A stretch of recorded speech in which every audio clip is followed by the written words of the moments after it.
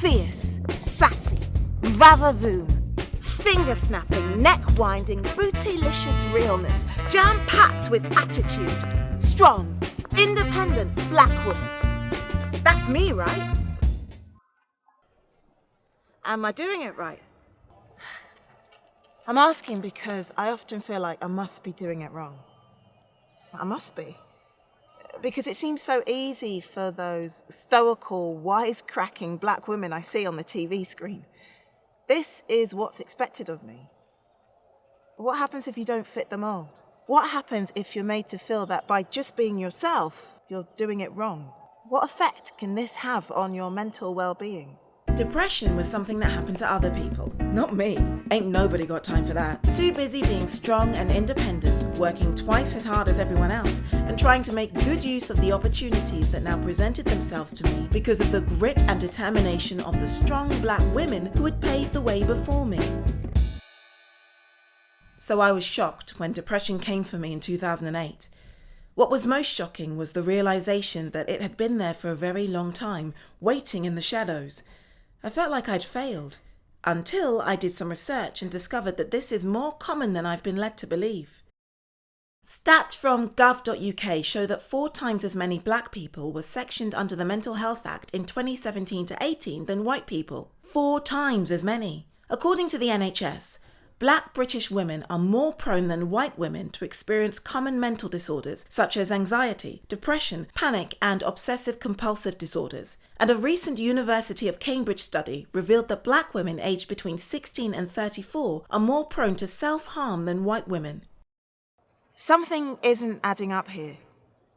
The data's saying one thing, but social media, memes, and the entertainment industry in general are still pushing the strong, independent stereotype. After I was diagnosed with depression, I suddenly became aware that I didn't see the world in the same way that everyone else did. That the way that I constantly criticized myself, pushed myself to excel, and was cautious about celebrating achievements wasn't the norm. Actually, that's not quite right. It wasn't the norm for my white friends, but it was normal for the women in my family. They struggled to be what was expected of them. But instead of rejecting the stereotype, they perpetuated it. A survival mechanism which allowed them to integrate and build communities in a hostile and unwelcoming environment. But at what cost? I would see glimpses of their pain and anger in private, but they would quickly hide it away. From an early age, I was taught that you should never let anyone see your pain, because they would use it against you. There was a sense that life was a battle. To win, you had to work twice as hard as everyone else for half as much reward, and keep smiling and laughing, but not too much. If you were too happy, then someone would take it away from you. That's a lot, right? Where does that mindset come from? And how does a black woman navigate her way through it all? Luckily, there are mental health organisations out there that are specifically designed to support the black British community. I spoke to Jackie Dyer and Natalie Creary from Black Thrive to discuss their work. So where do you think the stereotype of the strong, independent black woman comes from? I think it comes all the way back from slavery, to be quite frank. These are some of the stories that went round in order to help to enslave our black population. The black woman is expected to carry the weight of the world on their shoulder and to provide the support and the care for others, when actually black women also need to be cared for, they need to be nurtured. Where else can black British women receive help and support? Take some steps and communicate what is going on inside you that you actually don't need to be bearing on your own. To be a strong black woman is also to be a vulnerable black woman. I'd say find somebody who you can trust, who you can talk with.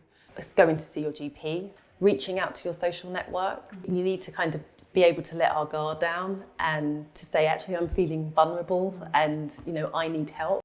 The strong, independent black woman trope was a much-needed survival mechanism. But for second and third generation black women, it's a mechanism that has served its purpose. and has the potential to become a self-destructive identity that can actually do more harm than good. I'm so grateful for the sacrifices made by my elders and the hardships they had to endure.